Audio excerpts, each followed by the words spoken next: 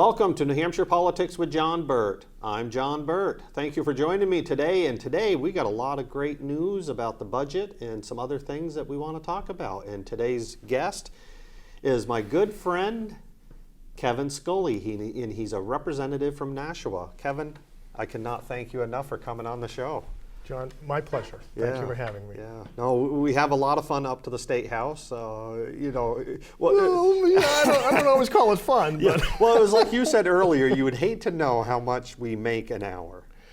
Right. I decided I was not going to try to figure that out because you'd see a grown man cry. Yes, yeah. Yeah, because I mean, I work extremely hard up there, and as the viewers know, for $100 a year, I enjoy doing it, and I would never want that to change. There's reps up there saying, we should have a living wage. What I'm afraid of that, Kevin, is that we'll end up like Massachusetts or California. They are career politicians. Yep. And most of the reps here are not politicians. They are citizen legislators, willing to do the work for nothing, and that's the way it should be. Right. Well, I think you do definitely get a different breed of person. They are really, I think they're citizen activists, folks who really feel like they want to go out there, and again, not for personal betterment or wealth or anything else, just to try to make the world a better place around them. It's always interesting because obviously there's just different interpretations or views of how the world is made better. Yes. But therein is where the politics come in, I guess. Yeah. And I mean, my first term was 298 Republicans to 102 Democrats. I mean, it was a great time. If you were a Republican. Yes, if we were a Republican. And then sadly my second term, just barely controlled by the Democrats, but they had the control, and that's difficult. I've been 3 terms, Republican control and 1 Democrat. And, that's pretty good. Right. Well, I wasn't sure what was going to happen this time. I'm a first termer. Yes. Just finished our first session year today, right? Yes. And I did decide to run myself just for because I felt like I wanted to perhaps be that deciding person who could actually and again, I'm a conservative, and I felt that when I looked at the Republican Party platform, I said, wow, I could have written this myself. This is great. Yeah. And I said, okay, if this is what these folks believe, I'm with them on this. I'm going to go up there and I'm going to try to make this happen. And I'm happy to see that we are in the majority. It's been pretty bumpy ride, I think, at times. I was really taken by how, in some respects, apparently fractured the Republican Party is, but that is because— Sadly, yeah. Well, I think we have a lot of free thinkers, too, and we're not people that just march in lockstep about things. Yes, and that's the sad thing about on the Democrat side, and I have a lot of good friends on the Democrat side, but they seem like exactly what you said. They lockstep and they vote as a block, and even though we're the Republicans, we're all it's like herding cats. We're all over the place. Yep. And every one of us, even in the Freedom Caucus, and we'll talk a little bit more about that to the viewers. What is going on in there, with the budget. Right. Oh, it is interesting, and the old saying is about politics and lawmaking is like making sausage, and yes. I mean I cannot believe how much politics there are in the political process. Yes. I was really quite amazed, Yes. And I did think that we were going to be a little bit more closely aligned on things. And again, as you know, at times it really got a little bumpy, a little contentious. Yep. I do think we did something very good today. Yes. We came together at the right time in the right place to advance the cause of New Hampshire. And I think we've got a very big thing behind us because we have a plan set and our budget is set, and we're going to go forward over the next 2 years. And I think a lot of good things are going to happen because of what we did today. Oh, absolutely. And that's pertaining to the Freedom Caucus, in my eyes. I mean, it definitely for the state, things went really good. Yep. But I think today with the Freedom Caucus, the way it was perceived and came across, I think, they're going to look at the group and say, you know what, we need to include them in the discussion. Right. And that's huge for the Liberty voters out there and for people that want a smaller, more controlled government. Right. I do think, I know there's some folks in the caucus itself who felt in some respects that this budget should be voted down. Yes. But I think it was wrong to do that for a lot of reasons. One being that I think, again, taken in its whole, the budget is much better than the negative sides of it. Yes, and I think absolutely. you and I would both agree that we felt that a little too much money was spent on this thing. But Yep, when yep. we really, I think we spent a lot of time trying to make sense of what was going on here and why the costs were increasing. We are expanding into different areas of helping people, the mentally ill, right, the developmentally disabled. There's whole new areas that I think we're really pushing into and trying to do more in those areas. That costs money. It does. And I think that people, you got to make value judgments. I think, obviously the majority of the party was very much for that. There was some resistance in the Freedom Caucus, not to that specifically, but just the amount of money that's being spent because of all of the things that we were trying to do. Yes. But at the end of the day, we didn't raise a single tax, right? We didn't No. have to borrow any money to do it. Nope. It's holding and kept in place the tax cuts that were previously made. We're maintaining those, and so they're going to go in this year. We're going to have a better atmosphere for businesses going forward. Well, we added some business taxes. What is it here? I got a paper here when the viewers see me looking down. 16-17 budget, it went from 8.5 down to 7.9, and now it's going down to. There was 7.7. Is that what we have? Yes. Right. Yep. Okay. Yep. So it's even going to go down more. Yeah. So again, And that's huge. It is absolutely huge. And I have to say, I was very concerned because when we were going through this process with the Freedom Caucus, that people were losing sight of the bigger picture, and that I felt we actually might, if we went too far and shot down this budget, we would actually damage the process, and Absolutely. and give ourselves an unnecessary black eye. And what I really felt was at the end, everybody said, okay, let's calm down, let's really look at this. Yep. What is the greater good? And the Freedom Caucus all came together, and most of them backed this bill. And They did. And I think, Yeah. and as you said, I actually think that's going to will help us be a major player going forward. Absolutely. What I would say in terms of the budget process itself, I felt. Well, when the budget was first brought before us, I think a lot of people were a little shocked. Oh, yes. Because there really was no expectations level set. And people, and I think rightfully, stepped back and said, hey, wait a second, this is just going too much, Yes. going too far. And that started this whole Freedom Caucus and this process. I think through this, we are maturing into, I think, a better and more focused group. We've already had, I know you've had discussions with the governor about this, and I spoke to the governor and the speaker about what we want, the expectations going forward in terms of getting together as a caucus at the beginning of the budgeting process. Absolutely. Laying out what our expectations are so that nobody gets surprised when the finished product comes back to us. Yes. Well, what I'm hoping for is if, as the new Freedom Caucus in New Hampshire moves forward, that we group together even deeper, and then in 2018, when most of us get reelected, have at least two of us on the finance. Right, and I think those are very reasonable expectations. I tell you, the other thing that I really do believe is incredibly significant, I believe that we've literally changed the vocabulary up in Concord and the way people are looking at things now, in terms of the budgets and the education fund and the general fund spending by itself. And I'm sure you've had conversations with some folks even on the finance side. And my point is they were saying, well, you can't break out those, part those things separately, right? The education fund and the general fund.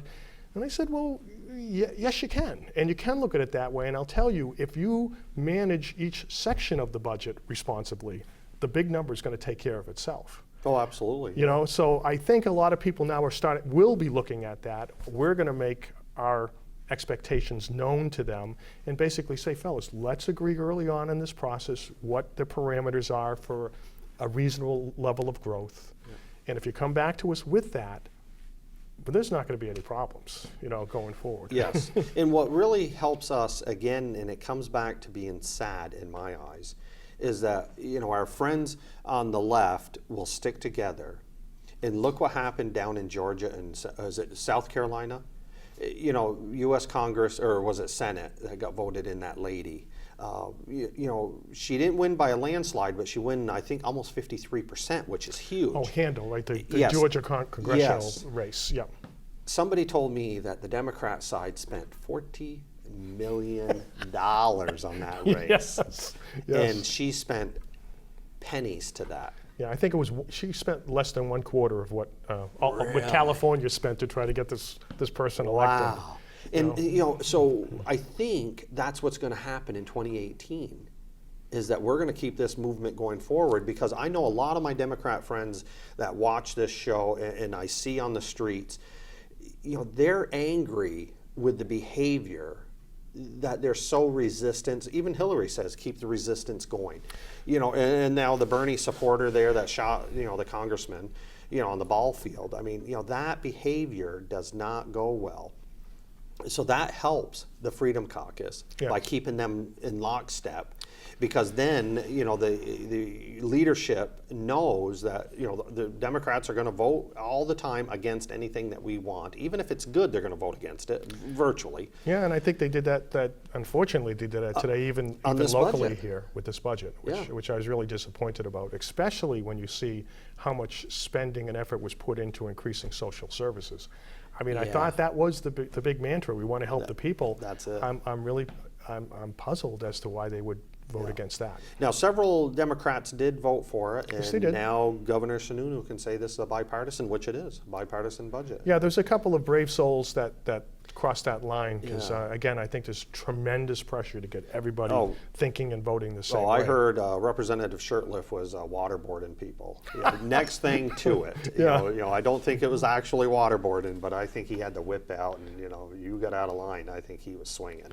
Actually, it is interesting, because we have the whipping process on the Yes, Republican yes. side too, but I have yet to have my arm really twisted by anybody. No. I mean, they just come to you and say, well, what do you think? You know? Well, in the press conference that we were at today, that's what Governor Sununu said. He said, you know, because they said, how did you get the Freedom Caucus and other people to join you? And he says, you know, we didn't do it by force. We did it by talking to them and saying, look, this is what it is. This is the good it's going to do. I know this is here, but it has to be here, you know, the few bad things that you guys don't like. But, you know, and I agree with Speaker Jasper, what he said. Unless you write the budget 100% yourself, you're not going to like everything in it. Right. And it's like, well, you know, Sean, that's true.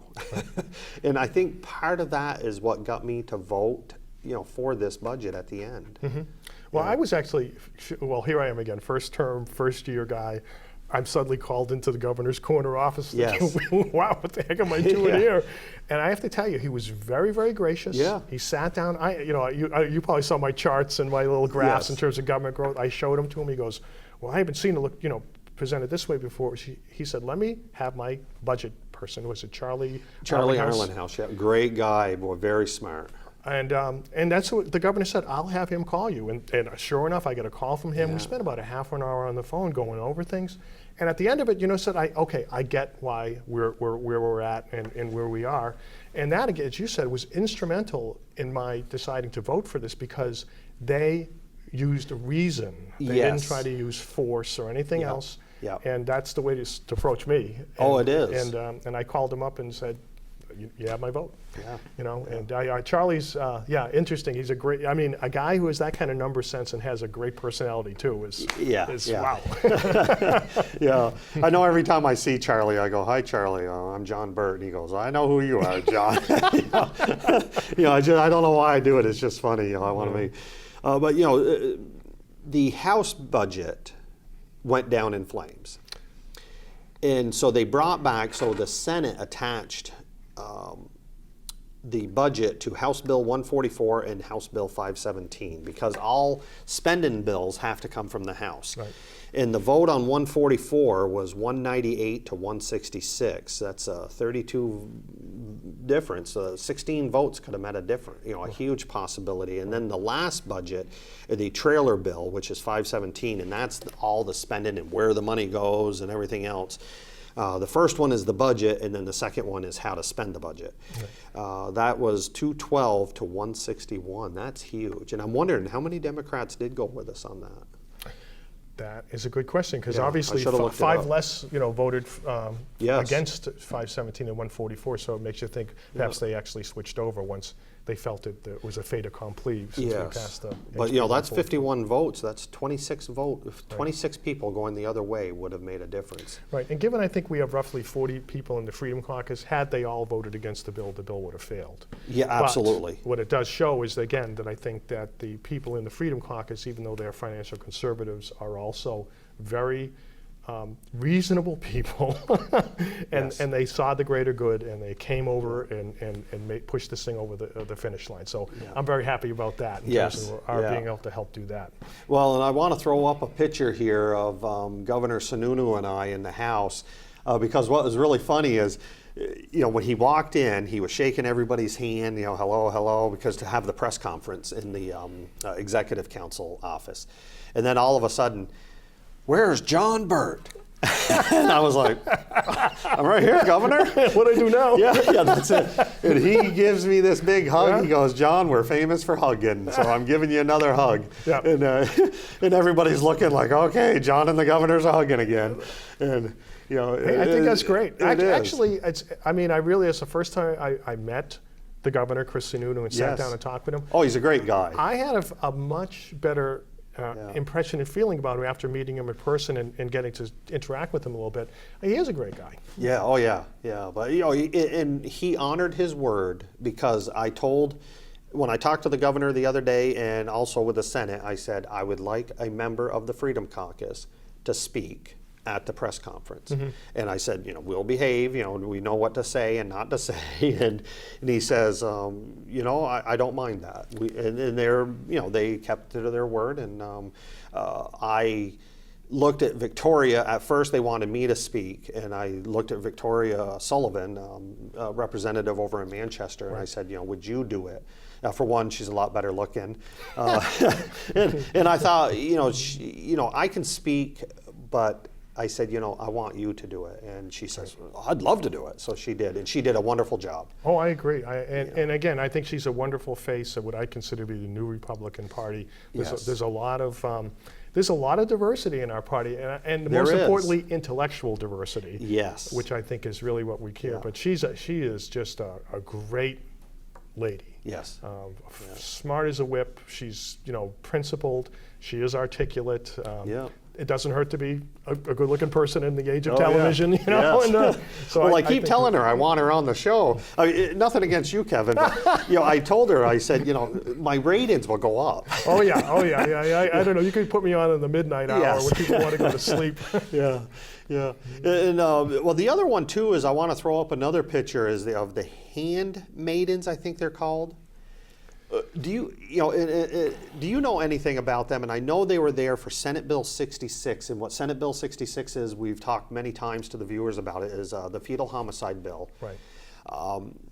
There was a small issue in there. Mm-hmm. And what it did is it allowed pregnant women to murder without prosecution. And when they found that, they were like, uh-oh. 2 words are wrong, and they had to remove 2 words. Right. So then it had to go back to the House, which the vote was 196 to 173, so it passed again. But to say, look, so what's funny is that 173, do they think pregnant women should murder people and get away with it? And Well, I think they thought they were getting a second bite at the apple of an issue that had already been really because it was a very controversial.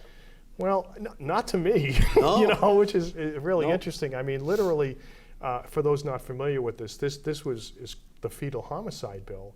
And really we had this crazy loophole in our law where an unborn child inside of, the mother's womb is not considered to be a person, and therefore anything that's done to the woman that would cause her and or her child to die was literally couldn't be prosecuted as a criminal offense. Yeah. And I think any reasonable person out there would say, if that woman and her husband, whatever, significant other want to carry that child to its birth, and somebody does something heinous Absolutely. to end that child's life, there should be the ability for criminal prosecution. So, and we passed that bill. Yeah. There was a technical error in there. Yeah, as you said, I mean, it was a big one. Yeah, it was. but it was like, oops. Yeah, but clearly the intent of the House was not to allow pregnant women to murder people, was rather to make sure that nobody could kill her or her child, and that the correct punishments were in place for something so terrible to happen. And yeah, I think the Democrats honestly took this as an opportunity to try to take another bite at an apple that had already been completed. It looked like they were trying to filibuster on the floor, quite honestly. Oh, it was. The questioning process, but we got there in the end. But I think the handmaidens that were there with the the hats and everything, I think it has something to do with this bill. Oh, it does. Of being kept down. I don't know when the era was. But when I saw them up, well, I was told that somebody sent me a text message and said, "Hey, the handmaidens are back." So I went over to the side where I couldn't see them from my seat. Well, I think it's actually taken from a fictional book, The Handmaid's Tale. Oh. I think it's Margaret. Oh, you don't think it happened in real life? Oh, no. Oh, I thought it was in real life. Oh, this, like 1,000 years ago or 500 years ago. Oh, no. It's a dystopian tale of a theocracy that basically holds women as indentured fertile women as basically sex slaves. Yes. And somehow the state of New Hampshire has become this theocracy to a certain small group of deluded people, from my mind. So, I mean, my God, we have our First Amendment right. They can protest as they want, but if they're trying to cast some, aspersions on us as to how we are as a society, I'm afraid they're missing the mark terribly. Yes, yeah. And lastly, I wanted to bring up Senate Bill 191, which is, as the newspaper everybody's talking about, is the Keno Garden. And I'll tell you, I voted no on it, and I was surprised on the vote. I don't know if you were, if you thought the vote was going to be this big, but it was a roll call, so you can find out who did it. But 251 to 111, 2 to 1. I mean, when I saw that number, I was like, ouch. Apparently, kindergarten is here. Yeah. Well, I voted for it. So yes. Our good friend Victoria, she's like we are, and she voted for it too. Matter of fact, she even pushed for it. Yeah, and actually, I talked to her about it, and she's a very articulate proponent of this bill, and she's one of the reasons why I've decided to actually vote for the bill itself. I mean, we do have all-day kindergarten in the city of Nashua already. Yes. She also told me a lot of businesses out there want Keno. They really think that's really going to help them in terms of business. Yeah. The state of New Hampshire, well, they want the revenue, and they want to direct it towards that, and I think that would help offset some of the costs to the taxpayers in Nashua who are already footing the bill for all-day kindergarten.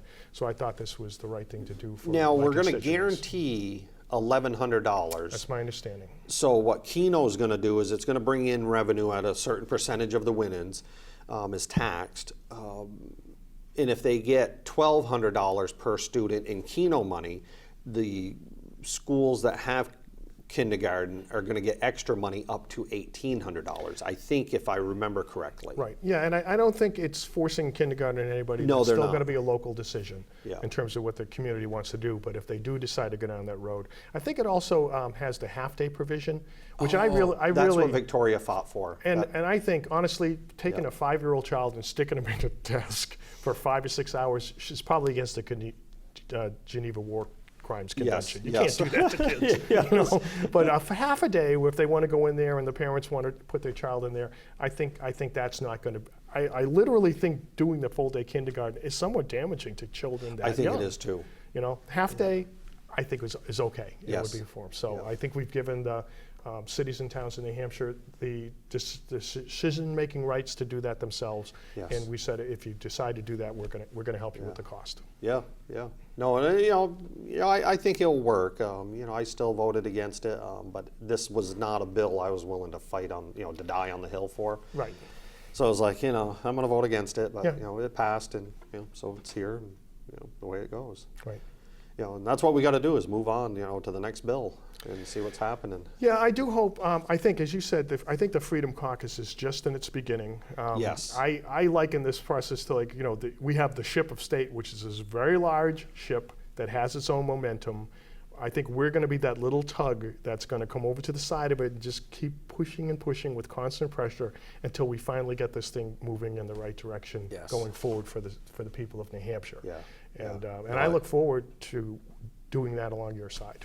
Oh yes, no, I think it's going to work out great. Well, we're at the end, Kevin, and I really appreciate you coming up from Nashua and joining me, and I hope you can come back. Yeah, well, this is the big time for me, the John Burt Show. I mean, it's a real pleasure. All right, well, thank you, Kevin. Okay. And until next week, I'll see you then. Have a good weekend. Bye now.